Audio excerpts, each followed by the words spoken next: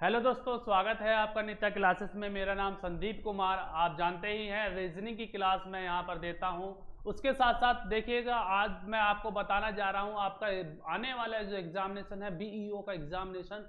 इसमें बच्चे बहुत ज़्यादा परेशान हैं कि सर बीईओ के एग्जामिनेशन की क्या स्ट्रेटजी होनी चाहिए, क्या हमें पढ़ना चाहिए। इन 5 दिनों के अंदर अचानक से एडमिट कार्ड यहाँ पर आ गए हैं और लोगों को विश्वास नहीं था कि सरकार एग्जामिनेशन कराएगी इस कोरोना महाकाल में भी कि महासंकट में भी कि नहीं। तो उसी के साथ में हम दोस्तों बने रहिए हमारे साथ में, वीडियो को एंड तक जरूर देखिएगा। हाँ जी हाँ, बिल्कुल आपने सही सुना।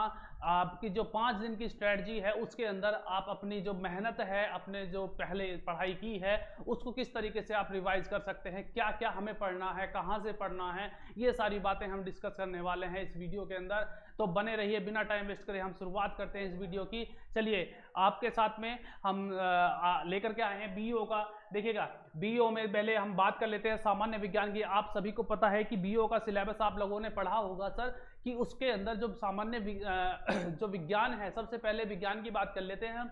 अगर हम बात करें फिजिक्स की यानी कि भौतिक विज्ञान की बात करें, तो वहां से आपका कम से कम 2 से 3 क्वेश्चन आपका जरूर आने वाले हैं इस एग्जामिनेशन में। उसकी अगर हम बात करें दूसरे उससे आगे की केमिस्ट्री की, यानी कि अगर हम रसायन विज्ञान की बात करें तो इसमें 3 से 4 क्वेश्चन आपको पढ़ने हैं। आपको जी बिल्कुल वही पढ़ना है, सेलेक्टेड पढ़ना है। इसके लिए आप नित्य क्लासेस की कल से मैराथन क्लास चल रही हैं, उसको आप बहुत अच्छे से देख सकते हैं। हर फैकल्टी, हर स्पेशलाइज्ड फैकल्टी आपको जो है हर क्लास की हर चैप्टर वाइज बिल्कुल अच्छे से रिवीजन कराएगी। बिल्कुल प्रैक्टिस सेट उसी तरीके से कराए जाएंगे। बिल्कुल जी हाँ, बिल्कुल उसी तरीके से प्रैक्टिस सेट कराएंगे जाएंगे जिस तरीके से आपका बीईओ का एग्जाम होने वाला है। तो चलिएगा, इसके साथ में हम बात कर लेते हैं बायोलॉजी की। देखिए, बायोलॉजी से सबसे ज्यादा क्वेश्चन आज के ट्रेंड में चल रहा है, बायोलॉजी के सबसे ज्यादा क्वेश्चन आपके पूछे जाते हैं। तो दोस्तों बायोलॉजी में आपको बहुत अच्छे से पढ़ना है। आपको जितना भी आपने पढ़ा है, नया कुछ नहीं पढ़ना है। जितना आपने पहले से रिवाइज किया हुआ है यानी कि पढ़ा हुआ है, उसी को आपको रिवाइज करना है। आपको अलग से कुछ भी नहीं पढ़ना है, ठीक है। चलिएगा बात कर लेते हैं दूसरी बात। तो आप देखिएगा भारत का इतिहास, जी हाँ, भारत का इतिहास सबसे मोस्ट इंपॉर्टेंट जो आपका जो कंटेंट है। यहाँ से हम बात करते हैं भारत के इतिहास की। तो भारत के इतिहास को आपने पता है कि 3 भागों में इन्होंने डिवाइड किया हुआ है। 3 भागों में मैं अब इन्होंने तो सिर्फ लिख कर दे दिया है भारत का इतिहास, लेकिन अगर हम बात करें सर भारत के इतिहास की, तो भारत का इतिहास 3 भागों में डिवाइड होता है। एंशिएंट इंडियन जो हिस्ट्री है, और उसके बाद में मेडिवल इंडियन हिस्ट्री है, उसके बाद में आपका मॉडर्न हिस्ट्री है। देखिएगा, एंशिएंट की बात करें तो प्राचीन भारत आपका पाषाण काल से लेकर के, यानी कि जो हमारा पूरा का पूरा जो पाषाण काल है और पूरा पाषाण काल है वो भी इसमें सब आ जाता है। इसके बाद में प्राचीन सभ्यता जो हमारी थी, और इसके बाद में बात कर लेते हैं, वहां से हमारे क्वेश्चन आते हैं। इसके बाद में मध्यकालीन जो भारत है हमारा, देखिएगा हम ये बात कह सकते हैं कि जो मध्यकालीन भारत है हमारा 712 से और 712 से 1857 तक का होता है। और इससे पहले जो है 712 से पहले, 712 से पहले की जितनी भी बातें हैं वो हमारे प्राचीन भारत में आएंगे। लेकिन हाँ, बिल्कुल आपने सही देखा, यहाँ पर ओनली 2 से 3 क्वेश्चन आपसे पूछे जाएंगे, इससे ज्यादा नहीं पूछे जाएंगे, ये मेरा वादा है आपसे। दूसरी बात कर लेते हैं मध्यकालीन भारत की। मध्यकालीन भारत में आप लोगों से मैं बताऊं कि जो मध्यकालीन भारत से जब से मोहम्मद बिन कासिम, आपको पता होगा, हमारा पहला मुसलमान हमारे देश के अंदर आया था, भारत के अंदर, उसने गुस्ताखी की थी। मध्यकालीन भारत की बात कर लेते हैं। इसमें जो है मध्यकालीन भारत 1857 की क्रांति तक चलेगा आपका।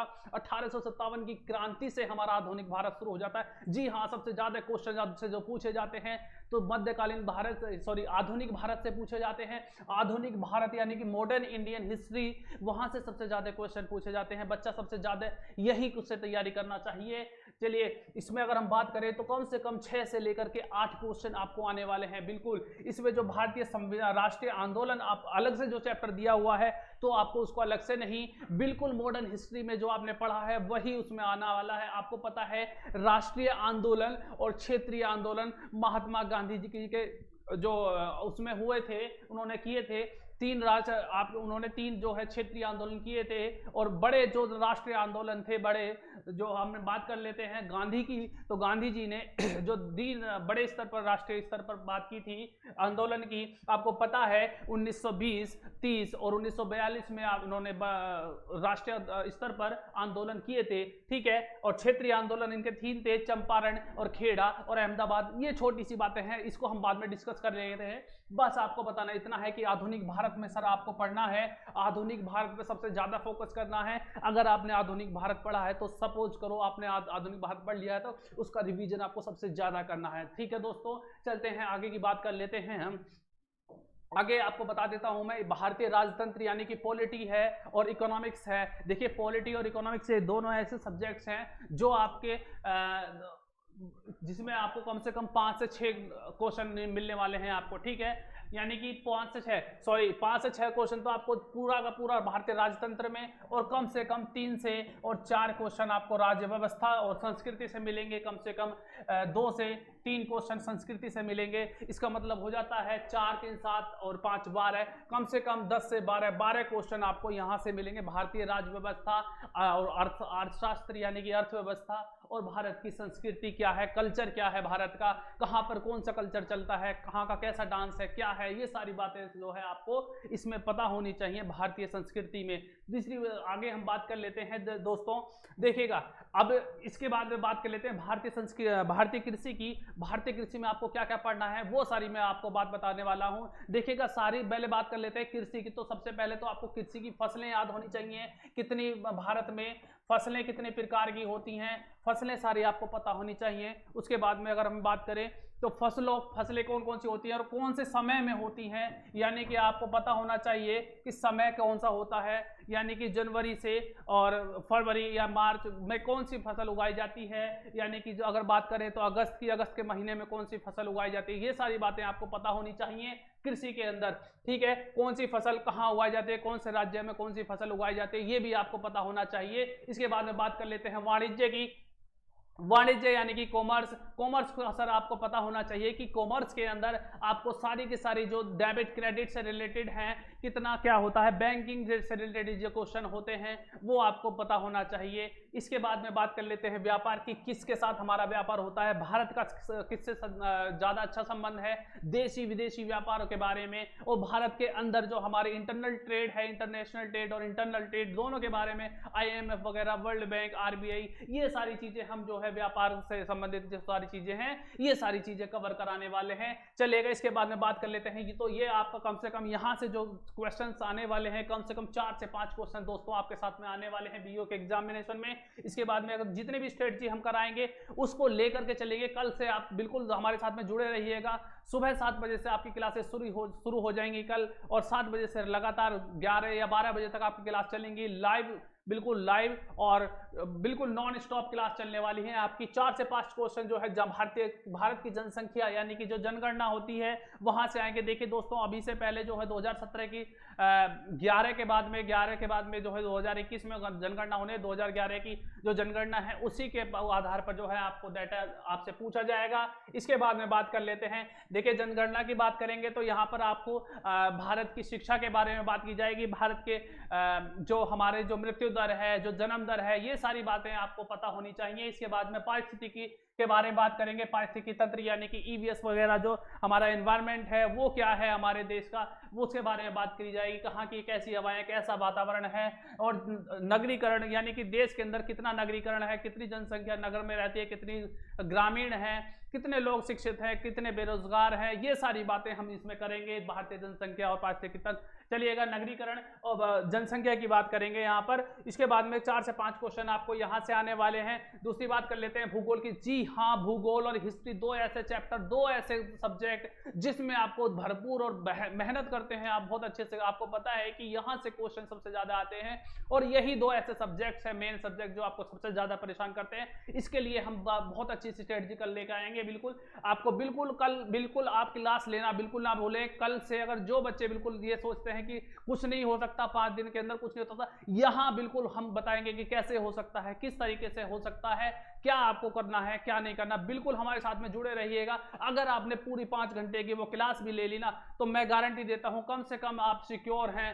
अगर आपने पहले कुछ ना कुछ पढ़ा हुआ है, तैयारी की है दोस्त, तो थोड़ा बहुत अगर तैयारी आपने की है तो उसके बाद में अगर आप क्लासें लेते हैं हमारी, तो बिल्कुल आपको बिल्कुल बेनिफिट इसका मिलने वाला है और बहुत ज़्यादा बेनिफिट मिलने वाला है। देखिए भूगोल की बात कर लेते हैं। भूगोल जैसा कि आपको पता होगा, ज्योग्राफी जब आप पढ़ेंगे तो ज्योग्राफी में दोस्तों मैं बता दूं आपको, ज्योग्राफी देखिए 2 ज्योग्राफी पूरी लगाई है। एक वर्ल्ड ज्योग्राफी हमारे साथ में लगाई हुई है और दूसरा वो सिलेबस के अंदर जो है जो इंडियन ज्योग्राफी है वो आपके साथ में लगाई हुई है। देखिए अगर हम बात करें भारत की ज्योग्राफी से, वर्ल्ड ज्योग्राफी से बात कर लेते हैं, जितने भी हमारे जो पर्वत हैं यानी कि जो हमारे माउंटेन्स हैं, वो सारी की सारी जो रिवर्स हैं वो सारी आपको याद करनी है। यानी कि पता होना चाहिए कौन सा देश कहाँ है, राजधानी, ये जो मुख्य देश हैं उनकी राजधानी वगैरह, ये सारी चीजें आपने कवर की होंगी, आपने रिवीजन अच्छे से कर ही लिया होगा।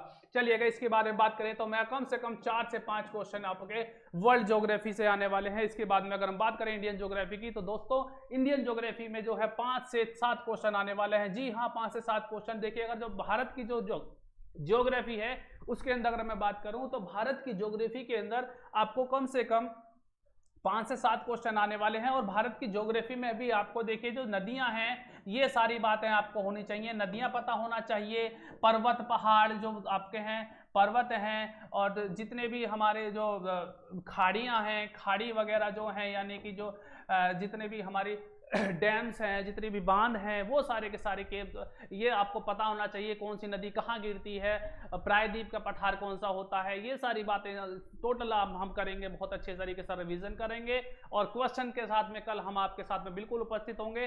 चलिएगा इसके बाद में बात कर लेते हैं प्राकृतिक संसाधन। देखिए प्राकृतिक संसाधन की बात करूं मैं, जो माइंस एंड मिनरल्स वगैरह हैं, ऑयल्स है और जो खनिज पदार्थ हैं, जितने भी कौन सा खनिज पदार्थ कहाँ हैं, ये सारे संसाधन हमें कहाँ से जो है यूरेनियम मिलता है, कहाँ से क्या मिलता है, ये सारी बातें आपको पॉलिटिकल मैप के द्वारा, यानी कि जो हमारा मैप होगा इंडिया का, उसके द्वारा आपको बताया जाएगा किस तरीके से कहाँ होगा। बहुत आसानी से आपको करा करके ले जाएंगे। तो बिल्कुल हमारी जो है बीओ की क्लास जो कल से होने वाली है, जो नॉन स्टॉप क्लास होने वाली है, उसमें आप बिल्कुल बने रहिएगा हमारे साथ में। चलिएगा इसके बाद में हम बात कर लेते हैं सर बिल्कुल प्राकृतिक संसाधन में। आपको बिल्कुल प्राकृतिक संसाधन से कम 3 से 4 क्वेश्चन, 4 से 5 क्वेश्चन जरूर आने वाले हैं। अगर हम टोटल की बात करें तो भूगोल में कम से कम देखिएगा 4 से 5 क्वेश्चन भूगोल में, वर्ल्ड ज्योग्राफी से और इंडियन ज्योग्राफी से कम 5 से 7 क्वेश्चन जरूर आने वाले हैं। 12 क्वेश्चन हो जाते हैं और कम से कम 4 क्वेश्चन देखिएगा, 3 से 4 क्वेश्चन, मैक्सिमम 4 क्वेश्चन आपको जो प्राकृतिक संसाधन है, नेचुरल रिसोर्सेज जो हमारे हैं,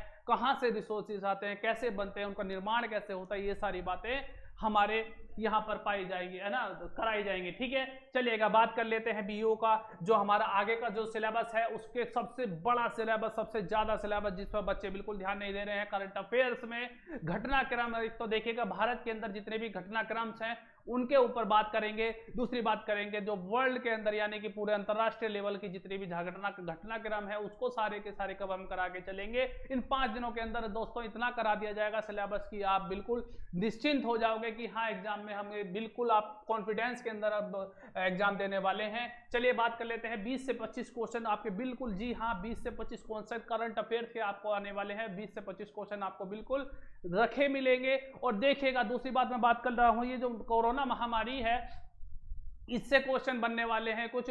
कौन सी वैक्सीन किसने कहाँ बनाई, कैसे बनाई, ठीक है। सबसे पहला राज्य कौन सा है भारत के अंदर जिसने वो ऐप डाउनलोड करी, ये ऐप चलाई, कौन सा मिशन चलाया, किसने कहाँ क्या करा, किसने सबसे ज्यादा लॉकडाउन लगाया, ये सारी बातें जो हैं आपको छोटी मोटी सारी बातें जो हैं ध्यान रखें। सबसे पहले सबसे ज्यादा मरीज कहाँ थे, कब पाए गए, ये कोरोना से संबंधित भी बहुत सारी घटनाएं आएंगी। दूसरी बात जो हमारे जो पीछे 2019 में जितनी भी घटनाएं थी उन 2019 की, जी हाँ 2019 की बहुत सारी घटनाएं इसमें आने वाली हैं। आप सिर्फ 2020 को मत लेकर चलिए, 2020 में सिर्फ कोरोना से संबंधित ही आएंगी। ज्यादा से ज्यादा 8 या 10 क्वेश्चन आने वाले हैं और 10 से 15 क्वेश्चन कम से कम 2019 से आपको आने वाले हैं करंट अफेयर्स के। 2019 का आपको बिल्कुल पढ़ के जाना पड़ेगा। 2019 का आपको कुछ भी नहीं छोड़ना है। 2019 के जो मुख्य बातें हैं वो आपको देखिए 2019 और 2020 का पूरा आपको पढ़ना है। देखिएगा आपको पता ही होगा कि देखिए 2019 में आपको करंट अफेयर जल्दी जल्दी मिल जाती थी, बहुत ज़्यादा मिलती थी, लेकिन अब 2020 में इसलिए नहीं मिली, कुछ घटना ही नहीं हो रही जो कोरोना के काल में है। ये सारी आपको प्रॉब्लम होने वाली हो रही है सभी लोगों को, ठीक है। तो इसके बाद में हम बात कर लेते हैं, थोड़ा सा एक सिलेबस हमारा बचा हुआ है रीजनिंग का। रीजनिंग यानी कि जो तार्किक क्षमता है, हमारा जो रीजनिंग है, रीजनिंग में कम से कम आपके 25 से 30 चैप्टर्स हैं जो कवर कराए जाएंगे, 2-2 3-3 चैप्टर डेली कवर कराए जाएंगे, और बिल्कुल वही क्वेश्चन कराए जाएंगे जो आपके एग्जामिनेशन में आने वाले हैं। ये मेरी बिल्कुल आपसे वादा है कि वहां से बाहर क्वेश्चन नहीं जाएगा। अगर जाएगा तो उससे पहले आपको बेस जरूर बताऊंगा कि कैसे आपको क्वेश्चन करना है। तो बिल्कुल निश्चिंत होकर रहिएगा, बीओ के एग्जामिनेशन की जो नॉन स्टॉप तैयारी है उसके साथ में हमारे साथ में लगे रहिएगा। चलिए इसके साथ ही बता दूं, मैं रीजनिंग से कम आपके 8 से 10 क्वेश्चन आपके रीजनिंग से आने वाले हैं। इसके बाद में बात कर लेते हैं सर आगे की। तो रीजनिंग में तो हमारा यही हो गया। दूसरी बात कर लेते हैं हम यूपी स्पेशल की। बिल्कुल यूपी स्पेशल लगा हुआ है, यूपी पीएससी